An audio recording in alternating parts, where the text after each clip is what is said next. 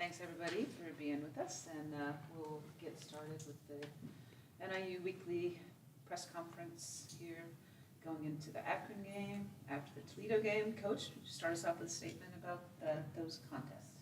Yeah, no, I thought last week was some positives, we could take from the Toledo game.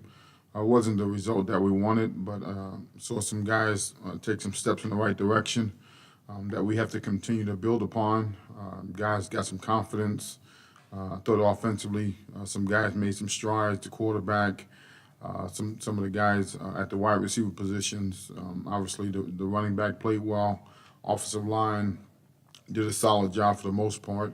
And I think, part of that performance was the way they practiced last week. So we have to continue on that. And what I saw this morning and last night were guys engaged, ready to come back and attack the week and get ready for an Akron team. Defensively, obviously, we had our challenges last week. Toledo's a good offense. Definitely thought there were some things we could have did better early in the game, but was very pleased with how they stepped up in the fourth quarter and gave us a chance to do your job, because that can affect the game. So those are the things we're working on this week to play better. Was very pleased with the practice this morning. Great energy, great attention to detail, great effort, to get ready for Akron. Akron is a team we played last year and took it to us pretty well at our place. They have an offense that can create a lot of problems with their ability to stretch the field vertically and horizontally. They got quarterbacks that know where to go with the ball. They got receivers that can make plays. They got running backs that run downhill. So we have a tremendous challenge, for their offense. And then defensively, they're one of the better teams in the country defensively. Stopping the run, minimizing big plays. They play as a unit. They play hard. They really do a good job of trying to take away what you do well. So, we have a challenge with their defense. And then special teams, they got a player on special teams, number 25, who's a tremendous special teams player. He's one of the best special teams players I've seen on tape. So he's the guy we have to make sure we account for in the special teams units. He can affect the game, and we can't let him affect the game. So it should be a great week of preparation for us. We started yesterday and today. Feel good about where we're at. I think there's some confidence growing within the units that we have to continue to build upon. They're 1-4 record, kind of on the receiving right now. The games they play, close games. Yeah, I think it's very similar to us. They played a lot of tightly contested ball games and came out on the short end of the stick. They had Indiana beat. They played well last week. Had a field goal blocked in overtime. They can easily be 3-2. At worst. So, this is a good team. Has a lot of pride. Have a lot of respect for Coach Moorhead and the job that he's done. In his history. So, we have to play our best to give ourselves an opportunity to win. Questions? So last week the offense was able to find their stride, able to put up 33 points. What do you think worked well for you, and what do you think bodes well for the offense moving forward? Well, I thought, our balance worked well for us. We were able to get in and out of different things, show different presentations, get the ball to some different guys. We have a lot of guys that can make plays on the perimeter, and we have to do a great job of giving those guys opportunities to make plays. So I thought the quarterback was fully engaged last week in practice, and it showed in the game. And that's a perfect example of, you play like you practice. And I thought he practiced exceptionally well last week, and he went out there and played well.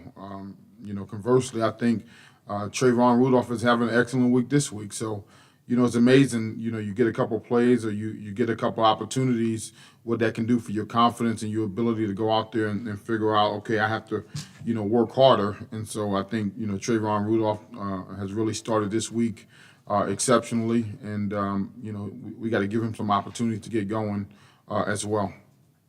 Rocky may be more healthy now than he was early in the season. They mentioned some hand injury or something with TV. Is he more healthier now than he? Yeah, I think he's getting healthier every week. Against Southern Illinois, he obviously came out probably the third play of the game. So, He's been dealing with some things throughout the season, but I think he's healthy. But more importantly, he's engaged, and I think that's the most important thing. You at the quarterback position, this is a tough position, right? It's the hardest position in football.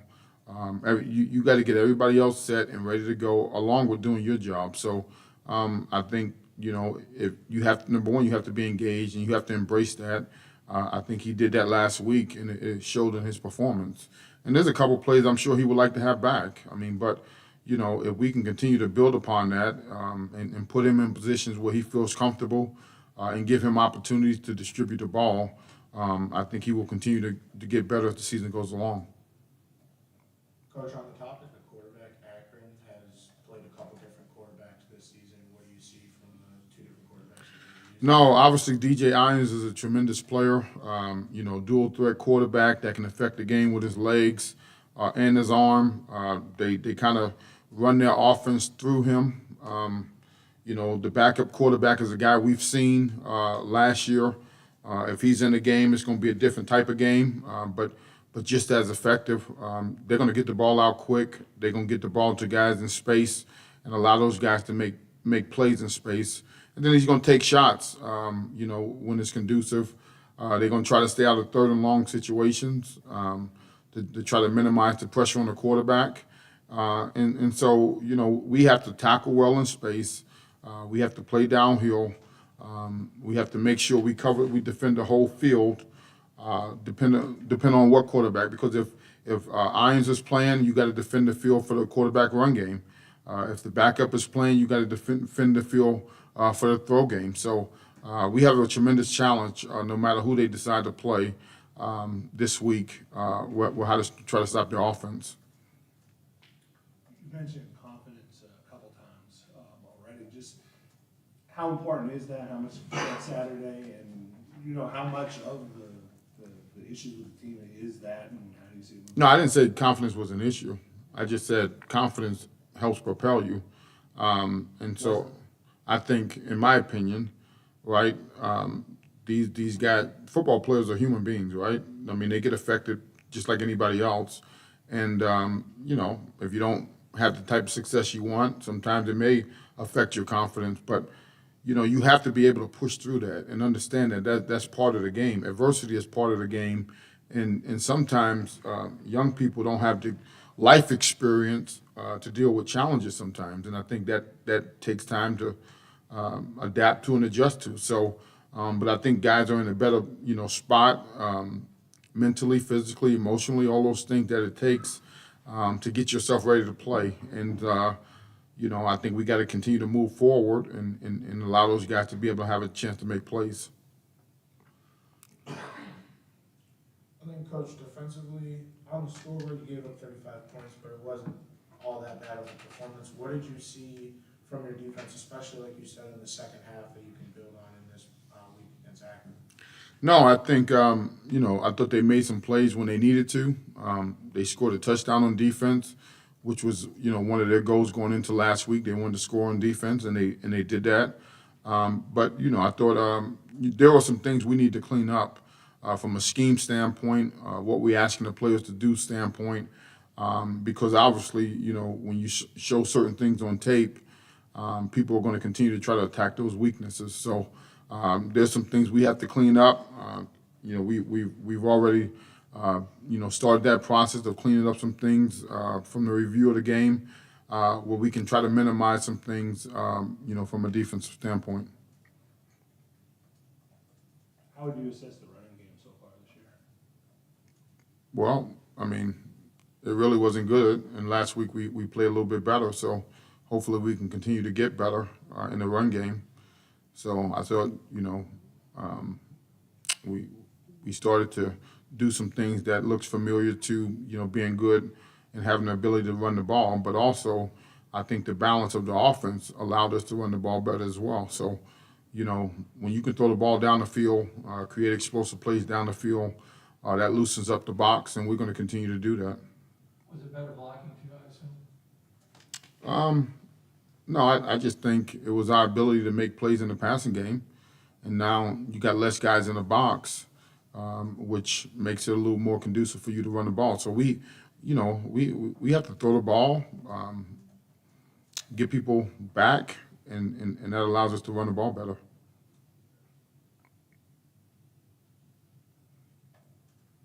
Any second thoughts? I mean, you cut it down, I think it was 9, and you went for 2 after the touchdown. I mean, any thoughts on maybe kicking it? I mean, you can always second guess afterwards, maybe. Well, I just think you look at it like this, right? In your mind, down by 8 is a one-possession game, right? Yeah. It's a one-possession game until you don't get the two-point conversion. So it's better to know exactly what you need to do to win the game, right? Because this is what happens, right? You're down by 8. They got the ball. You don't use your timeouts. They run the clock. So now we got 3 minutes left or 2.5 minutes left, and we take the whole time, and then we don't get the two-point conversion. Then what? Was it a one-possession game or a two-possession game? So, I mean, that's not a hard decision. There was 9 minutes left on the clock. We had plenty of time to figure out what we needed to do, how to be able to use our timeouts, how to play the game, and we had a chance at the end, which is turned out the way we wanted. Right, the harder decision could have been the onside kick. Maybe you kick it deep with one timeout, but you can't guarantee that you're gonna get the ball back. Right, so we went for the onside kick. That was a much harder decision than going for 2 points. Coach, you've been in a handful of one-possession games already this season. What have you seen from the team so that next time you get into a one-possession game, you come away with victory? Yeah, no, I think everybody has to understand the urgency and importance of every play matters, and I think that's important, right? So we score a touchdown, then we give up a kickoff return to the 50, then they punt the ball, and the ball hits the ground and goes to the 2-yard line. So now you're talking about flipping the field position that affects the game. Every play of the game is important in one-possession games. And so that means offense, defense, special teams, anybody that's involved on the field has to understand the urgency and the importance that every play matters. And I think that's what we have to continue to harp on our guys and understand that every play matters and is important. Back to the 2-point conversion just for a second. I think the defense it was out of 2 or 3 stops. I think it was 3 stops after the 2-point conversion at that point. Does one of the positives you mentioned, does it also fire the defense up that you're trusting them, hey, if we miss this, we need you to make stops, and then to see them go out there and get you 3 stops to stay in the game? I guess I don't really look at it like that. We didn't go for the 2-point conversion because we went for the 2-point conversion because we needed to know what we needed to do to win the game. And so I was very pleased with the way our defense stepped up in the fourth quarter. To get 3 stops in the fourth quarter against that offense, I think it was 3 and outs, to be honest with you, which saves time and allows you a chance to be in position to win the game. So the 2-point had nothing to do with that. I was just pleased with the way the defense responded, especially after giving up some yards early in the game. How they finished the game is what they need to build upon for next week. Coach, Tom Foley received some national recognition this week. Did he? Yeah, and the Ray guys, 8 punters of the week, top 8 list, Ray's 8. Okay. What does it mean to have a guy like that can flip the field? You talked about Toledo being able to flip the field. Can you be? This is a guy that does it week in and week out for you guys. Yeah, no, I mean, I think he had a 50-yard net this week, maybe 49.9 or something. I'm not sure the exact numbers, but that made a huge difference in the game. I mean, we kicked a punt, we executed a push punt, and Trey Porter caught it at the 3-yard line, right? So that's that type of execution is things that we work all week. I think Coach Bresky has done a great job, with the punt team. Obviously punters and kickers are their own breed, so we have to make sure we coach those guys the right way, make sure they mentally where they need to be so they can go out there and execute. And Tom Foley did a great job, so hopefully we can build off that momentum because he has a tremendous leg. We work on trying to be more consistent, and those are the things. If he can do that every week, and we can continue to play good defense, that changes games.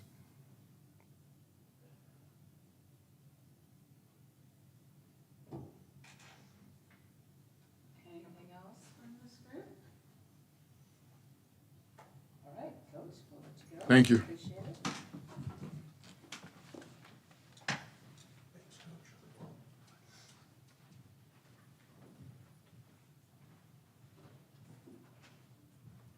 It's one thing we always have, it's just a little grapevine. It's the phone. Game with a 9-point game, and he went for 2. It was an 8, it was a 9. Well, I couldn't remember. I just looked it up, because they kicked the extra point in the last touchdown, make it 33.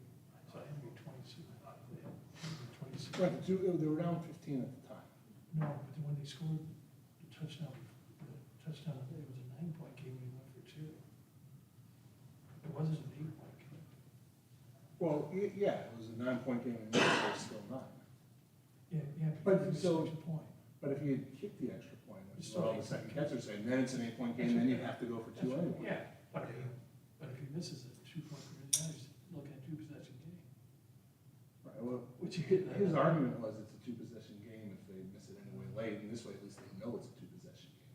And you know that decision's probably based off of numbers, they're not making that decision off head or heart, it's literally just look at a chart, the numbers say we're going for 2, so they go for 2. That's like how football is. Or they know it's a 1-possession game rather than a 2-possession game. With 5 minutes left. I still thought they were gonna get there on that field, but when I saw Rocky take off, I thought he was gonna get to the line and then done, game over. That would have been a tough kick no matter what, because it would have been like probably close to 50 yards.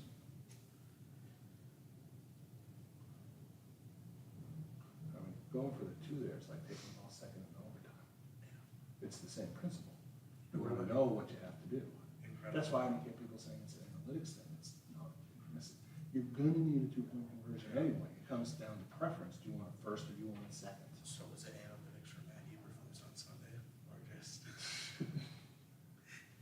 my soul left my body when the next play after was like a 50-yard. I was like, come on.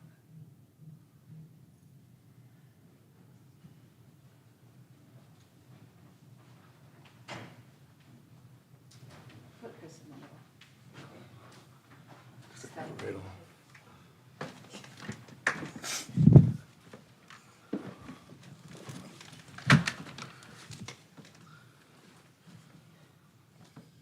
All right, we will start off with our Husky players this afternoon. We have Pete Nigra, center, Chris Carter, tight end, James Escher, defensive tackle. So questions for any of these gentlemen? This one can go to Chris and Pete. So offensively, you guys were able to get things rolling last week. What would you attribute last week's success to, and how can you keep it moving towards Akron this week? Pete? Oh yeah. Honestly, just we said something, this past week, just believe. Believe in our offense, believe in each other, play for one another. We knew we were eventually going to be able to get clicking. Just took way longer, obviously, than we expected to. But we're finally starting to find our stride, as an offense now. And, now that we found it, we're just going to ramp it up more and just keep it going in, into Akron this week and then the rest of the season. Yes, to build off of what Pete said, most of this game is really mental. We never doubted ourselves as offense. We knew we had the personnel, we knew we had the talent. So it was just really just a matter of time. And now we're just looking to build on last week and become a more effective offense, because I know that we can put our foot way harder down on the gas pedal. Like, we can produce a lot more.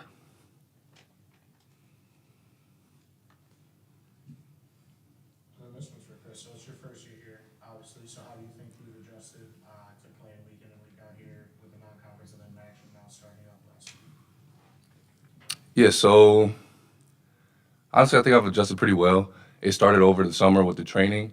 I got to know the guys pretty well, and they accepted me into the family, into the pack. And so, at the end of the day, I'm a ball player. So I'm just adjusting to the game as best as I can. And it wasn't really that hard. And it was made a lot easier by the coaching staff and by the players. James, how big was the defense in the fourth quarter on Saturday, especially getting 3 stops?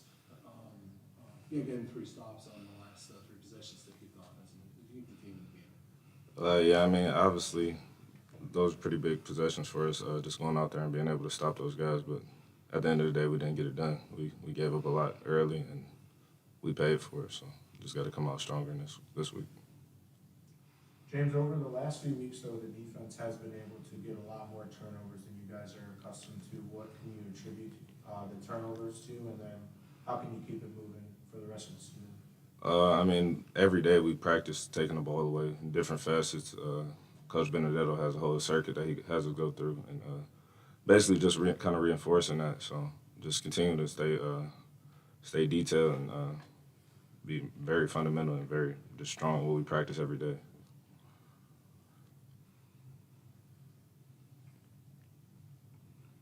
James, to go along with what Brandon was talking about earlier, there seems to be a lot of the depth of your defensive line really showing itself out in terms of, Skylar Gill-Howard also had to force the fumble at Nebraska 2 weeks ago. What Ray Thomas has been able to do off the edge, making all the tackles he's made this year. How crucial is it for the defense to have that much depth, at your position in particular, considering some of these teams that, really want to get up and down the field as quick as they can? Yeah, I mean, it's been huge. Obviously, Skylar's played a big part. Transfer coming in and being able to adjust. He hadn't even really played defensive line before. So, I mean, he's been huge. And then, obviously, Cade, who everybody's pretty familiar with now. Just having the type of guys who can come in and there not be a drop-off is going to be huge. And, obviously, we want this program to continue to succeed once I leave here. So, continue to build behind myself, behind Devontae, behind Ray is going to be big for us. Obviously, Roy's a young guy, but he's doing his thing. Nave, Cam, those are all guys that are coming along and will surely be, big parts of this program in the future. James, this week you were up as a semifinalist for the William B. Campbell Award. What does that mean to you? And then I guess if you could just take us through what you had to do on and off the field to become a semifinalist for that award. Yeah, I mean, I'm not huge into the awards and all the outside accolades. I'm really somebody who just wants to play. But I mean, I've made contributions when I've been at home with my family as far as just trying to serve the community, and there's also other things I've done out here. And then I was able to graduate from here with honors, so that's a huge thing they take into account as well. So just trying to get it done in the classroom and be an active member of the community is a big thing. I mean, and the football part kind of takes care of itself.